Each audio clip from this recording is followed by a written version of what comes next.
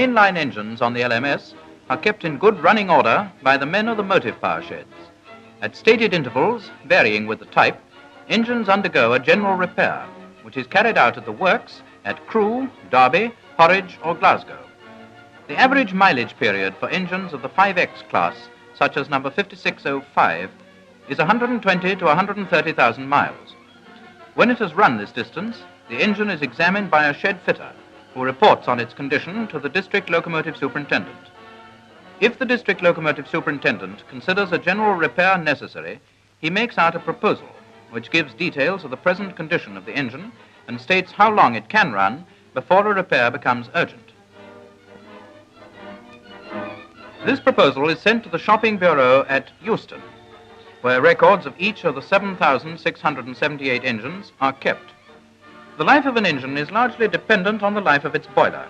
Before a decision can be made to give engine 5605 a general repair, the shopping bureau issue instructions to one of their boiler inspectors to examine her boiler. In due time, he visits the shed where the engine is ready for his inspection.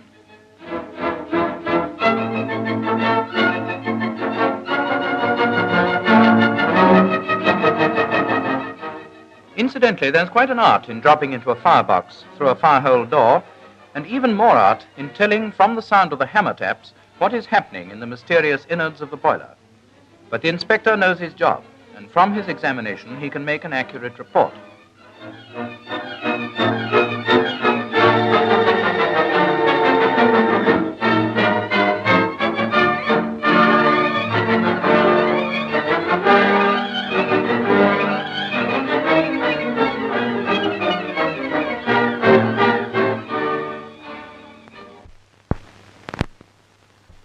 His report is sent to Euston, where the proposal is again considered, and a decision is made as to whether or not the engine shall have a general repair.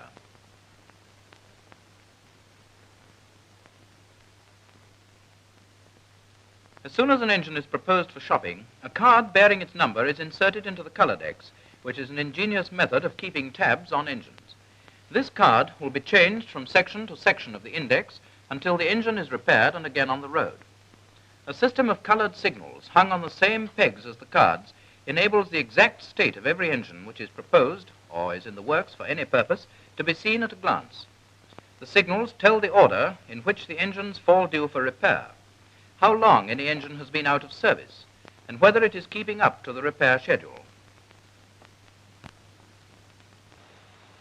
Our engine then, number 5605, Cyprus, is now agreed for repair, and at the earliest opportunity it will be sent from its shed to the works at Crewe. Here its tender is taken off and the engine enters the erection shop. From this moment till it is finished, all the work on it will go forward to an exact timetable. The engine is repaired on a belt system which is divided into 6 stages of 10 hours, 44 minutes each. The engine will go through 1 stripping stage and 5 assembly stages. At the end of each stage, the engine is moved forward 1 position. An engine undergoing a general repair will spend 7 working days of 8 hours, 35 minutes each in the erecting shop. There is no time to waste. Stripping an engine is hard and quick work. The fitters swarm over the engine. They are here, there, and everywhere, working on the motion, perched high up on the boiler, in the pit, under the engine, on the footplate. This squad of men make the engine vanish before your eyes, but there is order in this apparent chaos. Each part that leaves the engine follows a carefully planned and timed routine.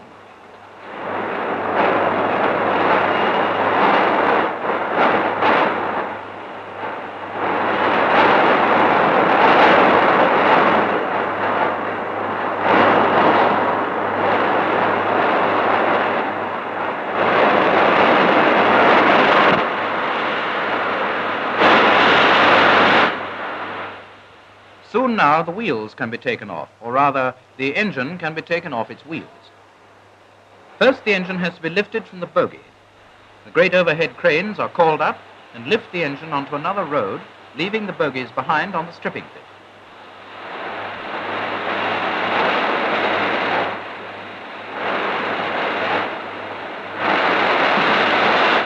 While the engine is on the spare road, jacks are prepared on the stripping pit to receive it.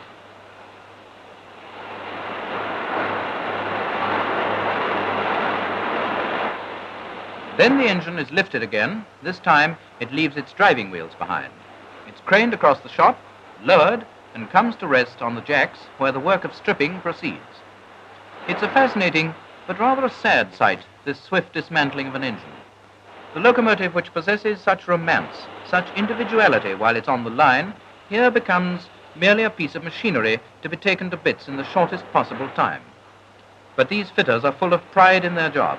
They know that they're contributing something towards the fine service which is rendered to travelers by the railway.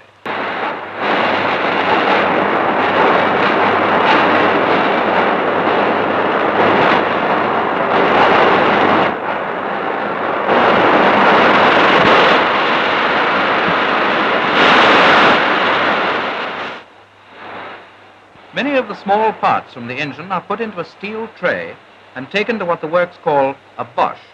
In it, the trays of parts are immersed for 3/4 of an hour in boiling caustic soda, so that they may be thoroughly clean before they're examined.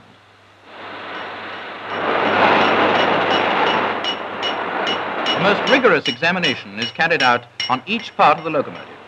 These experts have keen eyes for the slightest flaw in the steel parts. Flaws may be revealed by a hairline of oil emerging where the part is hammered.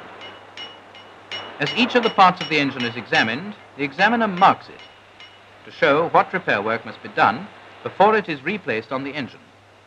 Certain parts, of course, have to be renewed entirely.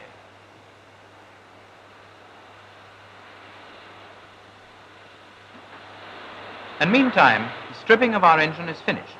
The time has come for it to make its first move on the belt from the stripping pit to erection stage 1. The engine frames are removed from stage to stage by 2 overhead cranes, which are worked by expert cranemen. These giant loads are moved about the shops as easily as the small parts, and are dropped into place with astonishing precision. Whenever the engine is moved, it is most important to see that the frames are properly set up and level before anything is mounted on them. Meanwhile, in other parts of the works, the repair of the parts has been proceeding. In the white metalling shops, the axle boxes and bearings are being remetalled and the bearing surfaces machined and finished. After machining, the surfaces are burnished to a high polish.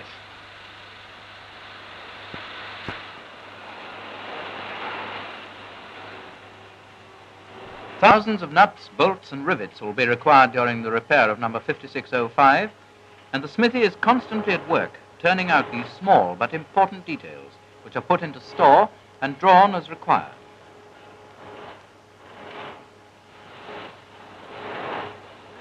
The general repair of the engine is planned with the utmost detail. Every part of the engine is due back at the belt for assembly at a stated time, and the machine shop knows that this work must be done to time or the belt will be held up. The time that the engine enters the shop is known as 0 hour.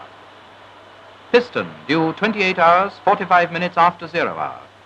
Piston rings 26 hours, 45 minutes after 0 hour. Reversing rod 37 hours, 15 minutes after 0 hour. Piston valves 39 hours, 30 minutes after 0 hour. The schedule is exact and its demands must be met. In the erecting shop, the fitters are hard at work on stage 1 of the erection of engine 5605. Various small parts have already returned from the repair shops and have been fitted, but the chief work during this stage is the examination of the main frames and the reboring of the cylinders. The shop is filled with the din of riveting machines and the clang of hammers. The noise is continuous, for there are 6 engines on the belt alone, besides those on other belts.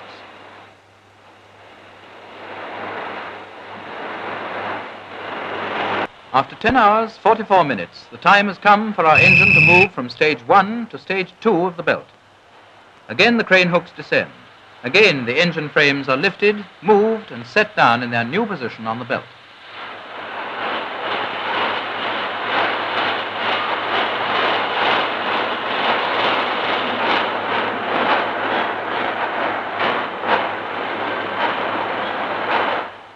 As number 5605 is a standard engine of the 5X class, the boiler which is put back after the repair need not be the one that was taken off.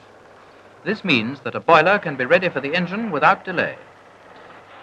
Back in the erecting shop, the fitters are setting and grinding the horn blocks. The work is going to time. All the parts have arrived to schedule, and the fitters have been ready for them. Now it's time for the boiler to come. The schedule says that the boiler is due 27¼ hours after the engine goes onto the stripping pit. The distant boiler shop is also up to time. Exactly when it is needed, the boiler arrives. Without a moment's delay, it is lowered into position on the frames, and once again, number 5605 begins to look like an engine. But there's still a great deal to be done before she's anything like an engine in the eyes of the works. It's nearly time for number 5605 to move from stage 2 to stage 3.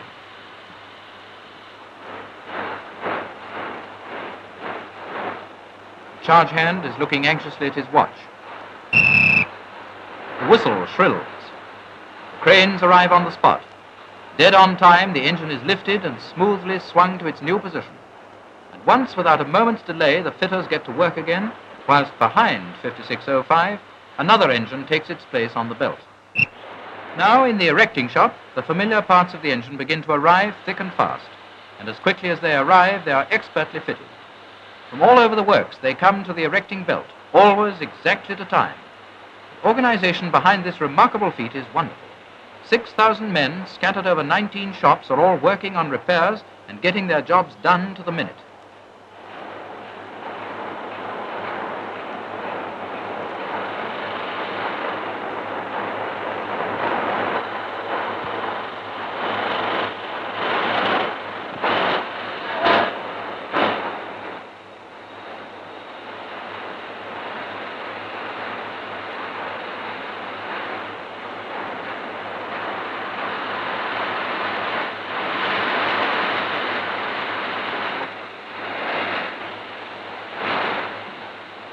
It is nearly time that number 5605 had some wheels.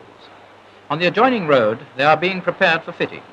Wheeling of this class of engine is done in two parts. The first move is onto the trailing wheels and bogies.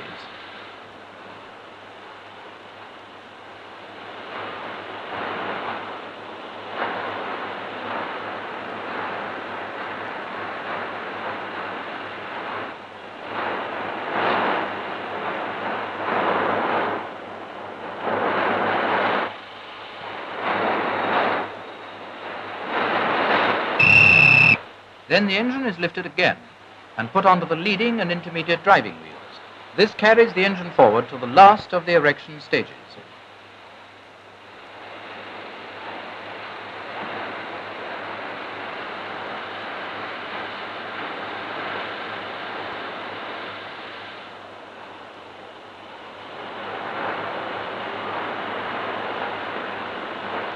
Now comes that most important and delicate job, the assembly of the motion. Coupling and connecting rods are fitted, and then the valves must be set. Valve setting is an operation which must be carried out with extreme accuracy. The driving wheels are turned by rollers, and the stroke of the valves measured with micrometers and adjusted as necessary.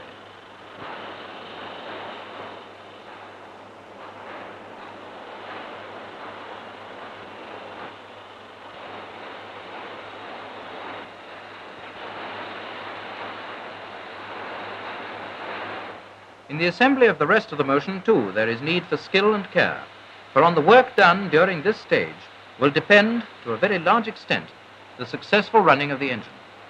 Smoothly, steadily, the work of assembly goes forward. Gleaming rods enter their predestined places with a beautiful accuracy. Now, indeed, the engine is becoming her old self, but with a difference. Phoenix-like, she has risen anew from the stripping pit. She is young and powerful again, and as her assembly nears completion, she feels herself given new life, new strength.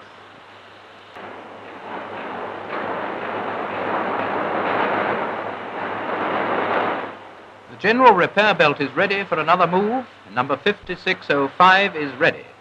Mechanically, she's almost a new engine again, fit for 130,000 more miles of hard work and willing service. And this transformation has been wrought in only 7 days. Slowly, she is dragged from the erecting shop to rejoin her tender, which has also been thoroughly overhauled. There is one more thing which must be done before she is fit to join her sisters on the main line, so into the paint shop she goes, for a beauty treatment that takes 5 days to complete. After the continuous din and uproar of the erecting shop, it's very peaceful here in the paint shop. The engines seem to stand with exemplary patience, proud like the noble ladies they are, while the craftsmen go about their business.